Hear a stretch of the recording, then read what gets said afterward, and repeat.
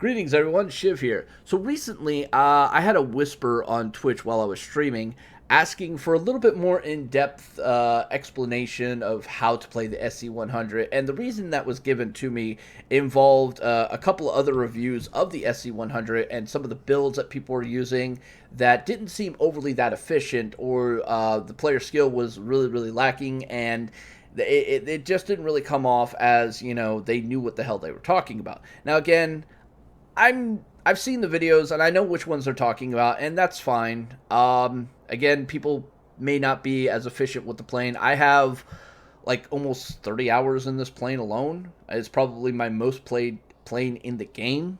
I know it very well. This is what I used during Skies of Albion to completely crush the hell out of the Axis and do dirty things. It's a plane that I've been called a hacker in 4 different times.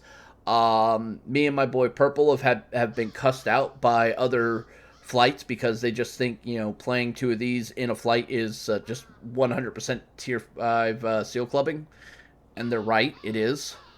But it is a plane that I know in and out very well. When it comes to this plane, a lot of people ask me advice on it, and I'm going to give my advice, my tips, my tricks. Now, I already did a review on there, but apparently it wasn't as concise as some people would like, and it really didn't go over some of the actual tips, strategies, and tricks to play this effectively.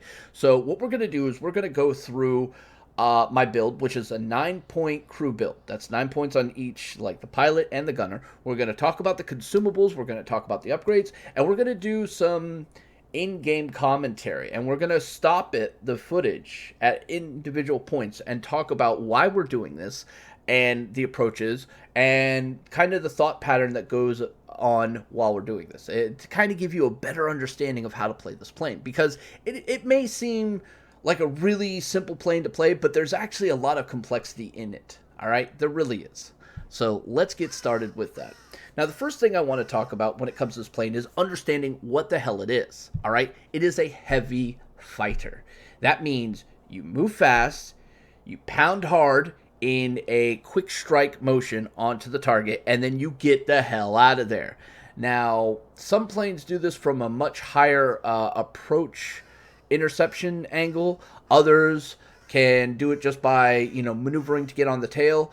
When it comes to the SE100, it can actually handle this multiple ways. It can do it on head-on engagements. It can do it on drop-down interceptions. And in some cases, with limited turning, engage onto the enemy. Now, me personally, I like to avoid as much turning as possible, other than to get into another interception approach on a target. I don't like using any sort of turn and burn maneuvers unless it's against other heavy fighters, because they are a priority threat and something that this plane is specifically designed to handle. So I kind of play to those strategies. Now, because this is a heavy fighter, we want to try to maximize what it does, as well as provide the appropriate amount of defense for it. So this is going to bring us to the upgrades for the plane. Alright, so the 3 upgrades that we go with are engine tuning, reinforced airframe, and turret stabilization. Engine tuning, because speed is everything to a heavy fighter. Reinforced airframe, because life is everything to a heavy fighter. And the turret stabilization, because we have probably one of the most broken rear guns for any tier 5 plane in the game. Like, seriously, you look at some of the other tier 5s, they're 30 calibers or quad 30s or whatever, and they have really limited range. This thing has 800 meter range. So, yeah, adding 15% more to that cranks that up to 920. Pretty damn good. And if you want to go with the crew skill for it, which we did not in this build, you'll get over a kilometer. Now, you might be asking, well, why didn't you go for that crew skill? That seems like a really good idea. It's got a very limited field of view, and that's actually 5 points spent just to go for that I honestly felt would be a lot more useful in other places. Speaking of crew skill, let's get to that now. And since we already brought up the rear gunner, let's get to there. Alright, so here's how we went with our rear gunner, and we're going to walk you through step by step in the order that we went with these skills. First one we went with was quick reflexes. Now, the auto fire on this is pretty crappy to begin with. Hands down, is actually pretty crappy. So by increasing the speed, or actually decreasing the time it takes for the guns to lock onto a target so the auto fire can fire, made a lot of sense. But we do a lot of manual firing with this as well. And that's where quick reflexes really pays off. And I've tested this. The time it takes for me to lock onto a target manual fire with quick reflexes and the time it takes to lock onto a target without quick reflexes. And it is very noticeable. All right. On average, it takes about 3 seconds without quick reflexes to go from full bloom to the tightest bloom onto the target completely locked in. With quick reflexes, it drops down to about 1.5. So it's literally like, okay, that is good. That is really, really good. Okay. In that amount of time, you're talking about 5 more hits that are actually hitting onto the target. Now, depending on everything else we're going to be talking about, that's anywhere from 25 to 45 damage onto the target. Okay, that can be huge. All right, that's the difference between killing a target and it killing you. All right. Next up, we had to go for the long grind for defensive fire. Now, I play this plane very interesting. I developed combat tactics known as tag and drag, which is basically go in there, pound some stuff, and then try to exit out of a zone and drag people with me. And as they're trying to follow me, I'm putting them in a neutral range where their guns aren't really going to hit me, but my guns are going to completely decimate the hell out of them. Now, against bots, this works beautiful. Against players, they eventually figure out what the hell you're trying to do, and they break off. And the moment that happens is when I turn back in, come in behind them, and completely Shrek them with my front guns. But you have to survive long enough to make that possible, and this is where defensive fire comes in. There's no other skill that provides so much mitigation in this game. Yeah, sure, adding more life is a form of mitigation, but actually mitigating damage that's coming at you makes a world of difference. And let me tell you guys, this skill is insane. I use this on my ground attack planes, and I use it on any of my heavy fighters that have a defensive firing rear turret. All right. Awesome. Now, the next skill we went with was the endurance. And the reason why is pretty simple. If your rear gunner gets taken out by something that's on your tail as you're trying to run away, you are in a world of shit. Hands down, in a world of shit. Now, yes, we do use consumables, specifically the first aid kit. But let me tell you something here, guys. When you use the first aid kit to repair up your gunner and he gets taken out instantly like that by another spread, you're done. So being able to mitigate the chance that he's going to get hurt in the first place makes a lot of sense. And the final skill we went with in our 9-point grind was the precision gunner. Some people like to argue, it's like, oh, well, you should go with that first. Well, yeah, I can kind of see that, but for me, I like to play it a little bit safer. I want to make sure that I am in the game as long as I possibly can to affect things, because the longer you're in the game, the more likely you are to get the repair to go up to full, the more likely you are to inflict damage on the enemy and go for the victory. While technically the whole concept of if you kill them before they kill you could actually matter there, playing defensive so you're in there a little bit longer made a little bit more sense to me. So Precision Gunner was pretty much on the back end of our list of things to get. But you could take this if you're willing to, do without some of that protection. Personally, I was not. And that's, again, personal preference. All right, so let's talk about Pilot, because that's also going to play pretty huge into how this plane plays. Now, if you look at it here, you'll notice some pretty specific things. One, we went with Protection Expert. Why? Well, because we have something that gives us life, so we're making that better. And as a matter of fact, we're getting 424 total life on this plane. Pretty damn huge. Next up, we went with Engine Guru, because speed is everything. Seriously. So increasing our engine means we can go faster, which means we can do our strafe runs and get the hell out of danger as quick as possible, while our rear gun is just kind of weeding out everything that tries to follow us. Makes sense. Now, we started to go onto the grind to 3, which is where we really want to get here, is the Engine Guru 2 that costs 3 points. But in the in-between time, when we had 2 points, we went with Cruise Flight, mostly because I was testing it, and I quickly realized, hey, this is actually a pretty damn good skill. And in my original review video, I said, yeah, Cruise Flight is worth it if you got those 2 extra points, and you're on your grind to Engine Guru. So we used it. And then when I got the extra point to go into Engine Guru, I took off Cruise Flight. And I kind of noticed that it felt like I was moving a lot slower on my initial approaches onto targets. And truth be told, it's probably, confirmation bias and, perspective. But the moment I got 2 more points, I put back on the cruise flight. And let me tell you something, this plane moves like shit through a goose. Holy crap, is it fast. It is so damn fast. It is disgusting. It is not unlikely for me to break 620 kilometers an hour, not even in a steep dive, all right? Not even a steep dive. I could probably push like 670, almost 700 kilometers with this if I have a high enough altitude. At which point, it's going to be really hard for me to pull out, so just saying. But once you get Engine Guru 2, you're in a really comfortable spot. And of course, you know, like I said, we got the 2 more points to go to 9, and we went with this. Other options we could have possibly gone with, maybe Battle Tested, but all that did was protect our pilot and give us, back maneuverability if we lost any. That didn't really feel good. And the other one that I thought might be worth our time is actually 3 points, so we're not even going to talk about that. And that would be Raptor Strike, but that's a lot harder to pull off, so it's not something I'm overly fond of. So yeah, that's the crewing, and that's the upgrades. But now we have one last thing to talk about, and that is consumables and services. So let's get to that right now. Okay, so universal ammo, in my opinion, is the best all-around choice. Yes, it's going to affect your credit income, but once you start getting really good with this plane, it is not unlikely for you to get 200, 300,000 credits with this plane. Yes, you can break 300,000 credits with this plane at Tier 5.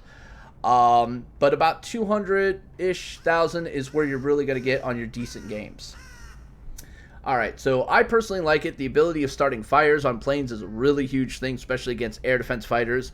It means you can burst them, and then if you didn't kill them off, most likely fire's going to get them, so you don't have to waste your time going to tail gunner to finish it off, and then you can focus on more things that are in front of you. So I like it, and it does increase crit chance as well. Next up we've got is the first aid dressing package. Again, your rear gunner is pretty much the main thing that protects you when people are on your ass. So having him being taken out is a horrible thing. I don't mind my front gunner or my pilot getting knocked out as much. I'll deal with that. I can easily maneuver and keep people on my tail till the pilot gets back in. But the rear gunner, that is a crucial thing. My rear gunner is the bread and butter, and I want to make sure he's taken care of. So that is exactly why we're also running this first aid dressing package. Makes perfect sense. Now the gold version of it, yeah, sure, that might be cool, but then you kind of get some issues that I'm not overly fond of, and that's another thing I'd like to bring up. Any plane that has multiple crew, you never want to have anything that automatically does something for one of them when you can do without it. You only want to use it on the most critically important crew member, which for the SE100 is the rear gunner. Alright, so next up we have is the pneumatic restarter. Engines are everything for a heavy fighter. Losing one is the quickest way of allowing your enemy to catch up to you, and it kind of does mess with your aerodynamics and your maneuverability, so you kind of want to make sure that doesn't happen. And for a plane that literally relies on being able to get in, cause some havoc, and get the hell out, and cause even more havoc with the rear gun, losing an engine, horrible thing. So this made perfect sense. Alright, just take it. And the last one is engine ventilation. This one is kind of a point that people like to argue with me. Even people I know who are really good at the game will like to argue this. Like, it doesn't make that much sense. Why do you need to add 40% more engine boost? Just be a little bit more conservative with it. Well, guys, I hate to tell you this. Even if you're the most conservative player, if you're in the thick of things and you need to spin around or get away from something, you're going to burn through your boost quite a bit. Yeah, this plane has like 30 seconds of boost, but once that runs out, it takes a long time for it to refill. And of course, by the time you get to the next point, it's never going to be refilled. So having something that can kind of refill the gas tank, so to speak, is kind of a good deal. In all honesty, engine ventilation has saved me so many times in this game, I can't even count it, alright? I really can't. And because it has a cooldown that's about 4 minutes, yeah, that means you'll probably get more than one use out of it per game. So again, it really is worth it. Yeah, sure, it costs 10,000 coin, but it's okay. You're gonna make it up because the longer you're in the game and being able to stay just out of the enemy's reach while completely screwing them over, the more credits you're gonna make. So it kind of pays off in the end. Alright, so that is the upgrades, the crew service, and the consumables, alright? I explain why they're good, why I like them, and how they're effective for me. But you know what? Talking about theory and talking about how these things work is one thing, but seeing it in action is another thing. So now we're going to go to some video play footage, and we're going to talk through it, and I'm going to stop it at different points, and we're going to point out why we're doing this. We're going to explain each situation in the best of our ability. All right, so let's get to that now. Alrighty, folks, so now we're coming to the part of the tip guide where we're going to actually look at some footage, and we're going to pause here and there during the play and kind of discuss what we're doing, why we're doing it, and how effective it actually is. Hopefully this will help you a lot better than me just talking about the theory. Now, again, results may vary. I have played the SC100 quite a bit, and just a forewarning, in this video, we do get an ace, so... Alright, here we go. Now, the first thing I'm always looking at is my attack approach. I like going to this garrison first and then heading over to the airbase. Now, I know a lot of people say, no, you should always go for the middle, especially if it's an offensive thing like the missile base there. And in truth, I kind of do, but not always. On 5-point maps, I always like to do an attack pattern called Z or Z. Now, as you can see here, we're diving in on this boomerang, and as you can see, we're pretty fast, right?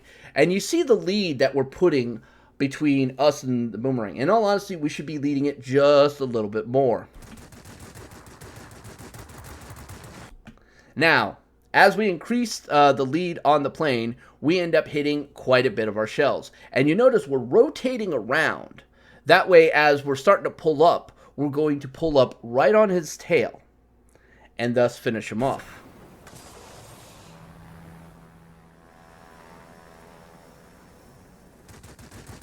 Now, as we're going in for this attack, we're also rotating. Now, the SC-100, all the guns are in the nose or the cowling. So pretty much it doesn't matter what angle our wings are at. The only reason why we're starting to do this now is because we're planning on turning to our left. So having ourselves in a position where the cockpit is pointing towards left makes that turn a little bit quicker.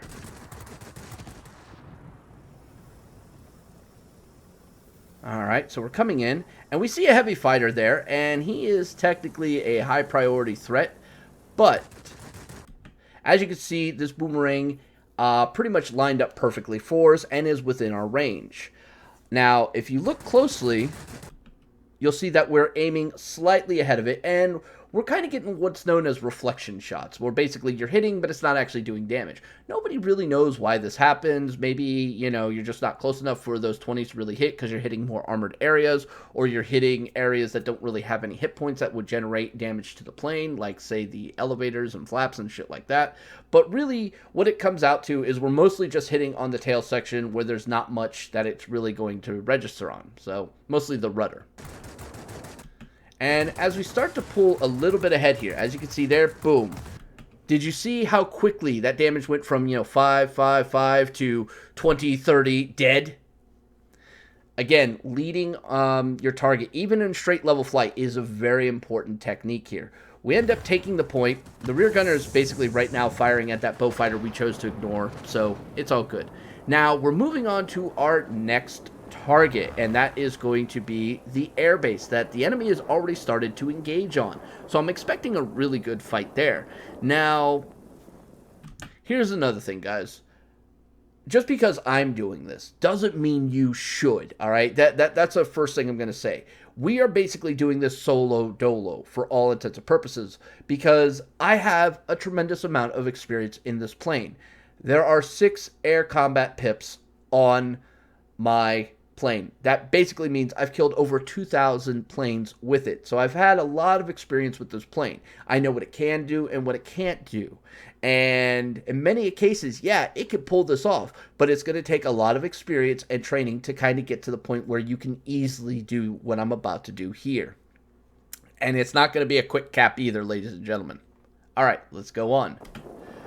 So first thing I'm looking at is to gain some altitude.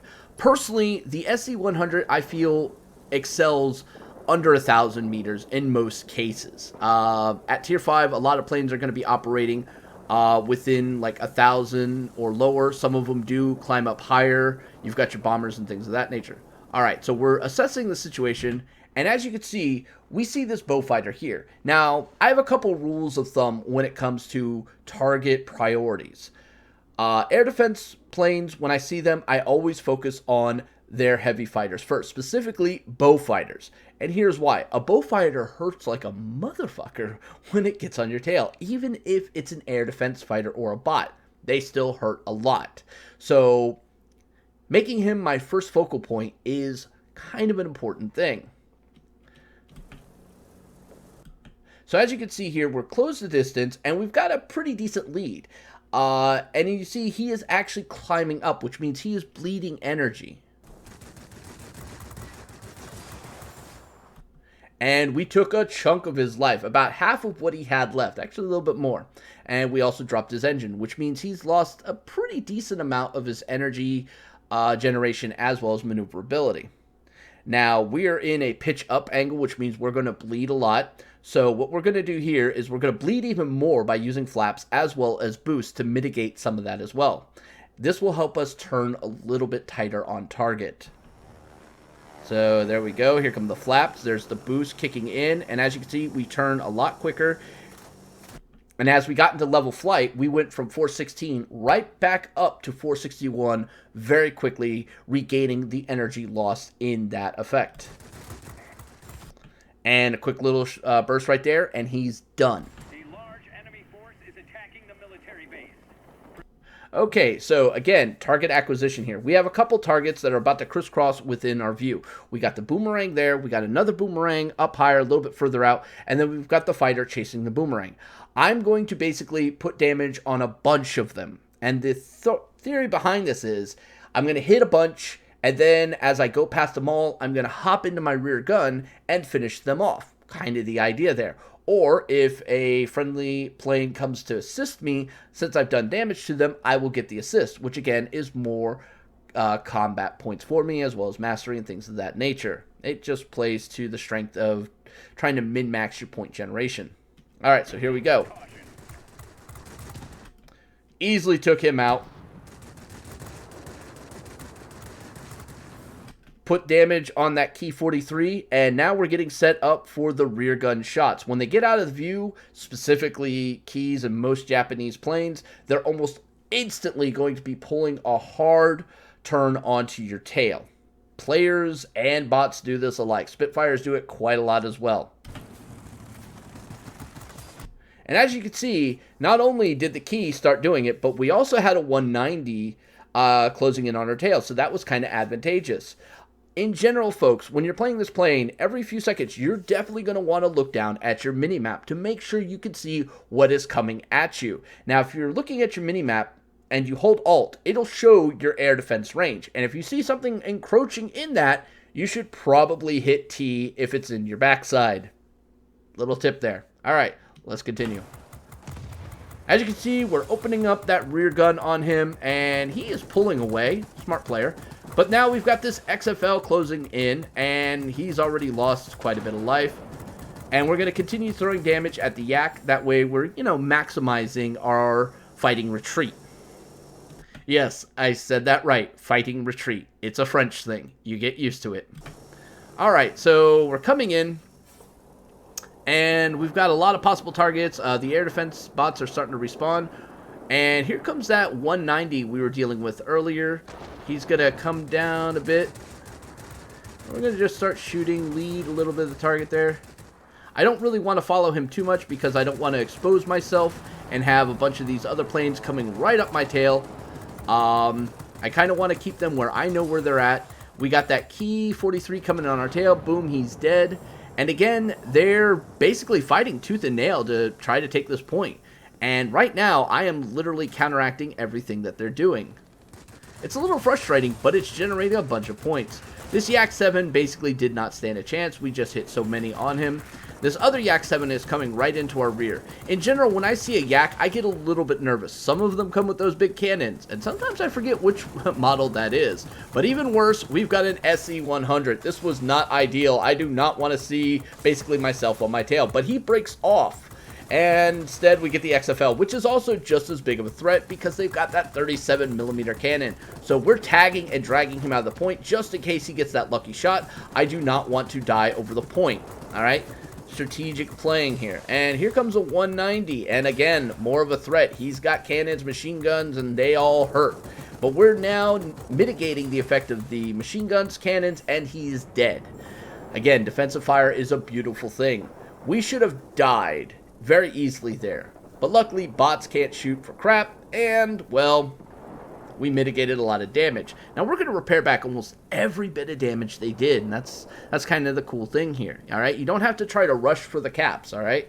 If you see players there, you always focus the players. Bots generally are really stupid, so you can kind of play around with that a bit. All right, so we're coming back in. We're looking for targets, and it's looking like it's going to be this or that Beaufighter. So now here's the question. Which one do you go for? Do you go for the one on the deck, or do you go for the one that's more level flight but further away? The answer is you go for the one further away, but you throw damage at the closest one. Now the reason why you do that is just because it gives you some combat points if somebody else kills it as well. So yeah, it does not give you an assist, but it does give you combat points when it's dead. All right. So now this Beaufighter, he's actually climbing, and we're kind of doing a slight climbing fight here. And we lead and get the kill there. And you notice we're actually really close to capping here. Now we got this Key 43 here, and this is a prime example of some of the limitations of the rear gun. As you can see, he dove down and got out of our range. Now rather than turning on that defense fighter, we're just going to let our rear gun finish him off. That way we're not killing all of our energy, and we can start regaining more. Now, we took the airbase. That was our primary objective. We fought very hard to get it. And as you can see, there's 1, 2, 3, 4, 5, 6 planes within the area that would love to take it back. Now, normally, I would say you're a heavy fighter. You don't need to worry about defense. But the SE-100 is a very versatile heavy fighter. It is able to do defensive play quite nicely. So, let's watch. Alright, so we got this Yak 7 coming in, and he's coming in at a decent angle to us. Now, notice we did not try to turn on the fighter, because that's just kind of silly.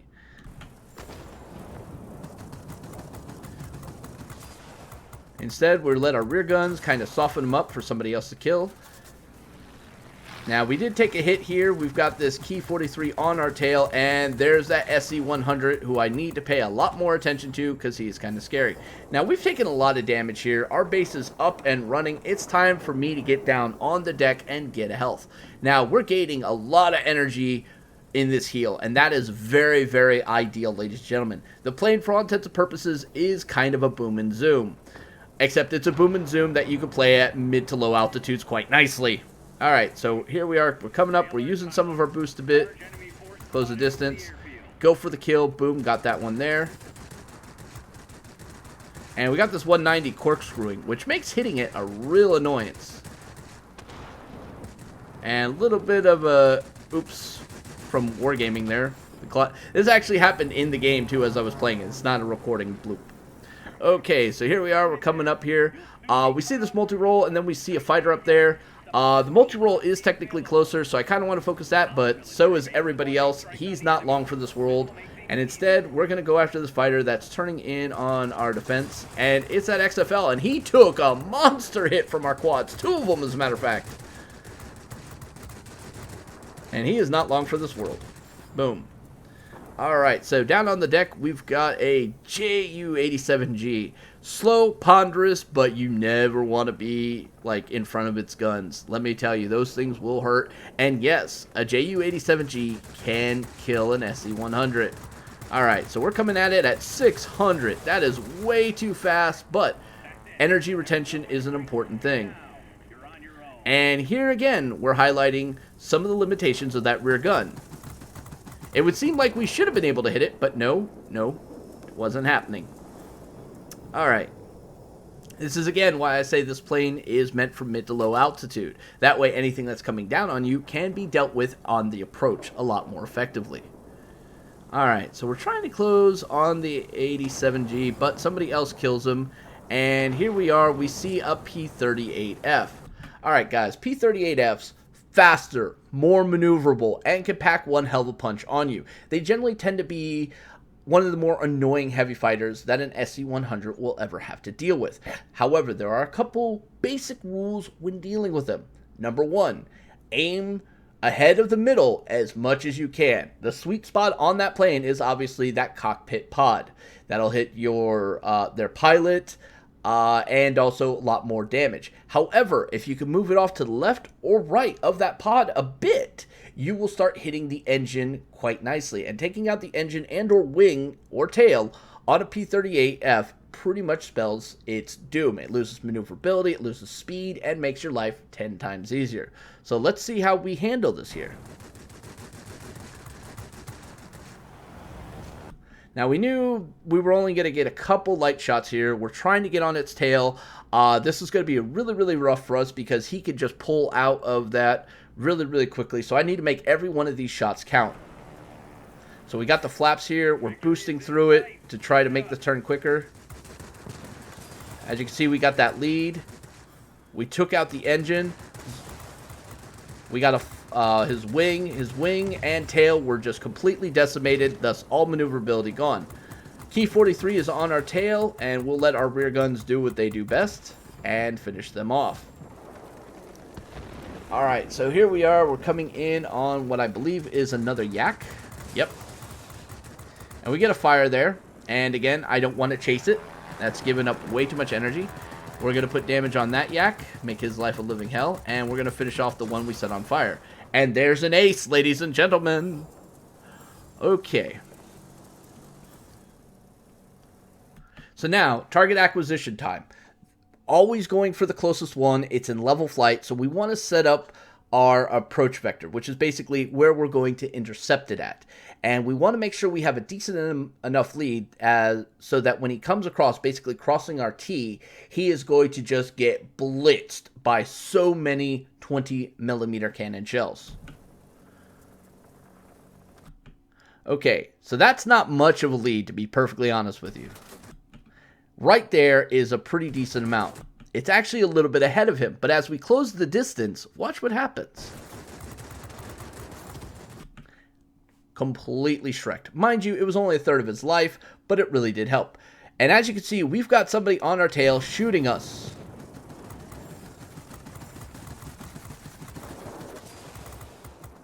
And again, paying attention to that mini-map can mean the difference between you being able to defend off somebody or just completely get owned by them. Alright? It's very important. Now, as you can tell, we've played this completely defensively. We've gotten 22 kills. We got our ace. We got our wing legend. We got a lot more than just that, ladies and gentlemen. Let's check this out. I'm proud of you, pilots. Alright, 19,875 combat points. That is huge, ladies and gentlemen. 1,430 mastery. Pretty damn decent. We got the Conqueror. We got, I believe that's the Maguire. We got the Marseille medal. We've got the Ace. We got the Winged Legend. The Kosa Hub. The only thing we're missing to really make this thing like just is the grade 5 achievement as well. If we'd have gotten that, that would have been perfect. That would probably put us at 20k easily. But we didn't get it. The reason why we didn't get it is because we were focused on defense, all right? If you're wanting to go for your grade 5, you're going to have to be very mobile, going from point to point to point to point to point, trying to capture it. However, if you want to win, sometimes you're going to have to play extremely defensively on high priority targets. So, yeah, there's that. But guys, I hope these tips really do help you. All right, like I said before, I love the SC-100. I've played a huge amount of games in it. I think it is probably one of the best heavy fighters in the game. And I know a lot of you come to my stream and you're like, oh, hey, man, are you going to play La Mu? Because that's what I call this plane. Because that camo look makes it look like a cat. I was like, oh, come on, we want to see some more SC-100 SEAL clubbing. Come on. People love watching me play this plane. And guys, you can play this plane just as good, too. It's not that difficult. Simple, basic tricks, simple understanding gained from playing this game like 2,000 plus games. All right, you guys can do this easily. All right. So I hope you enjoyed this video. I hope it was helpful. Please, if you like these videos, like, subscribe, leave comments down below. Let me know what you think. Till next time, stay safe, have fun. May RNGs bless you. Peace.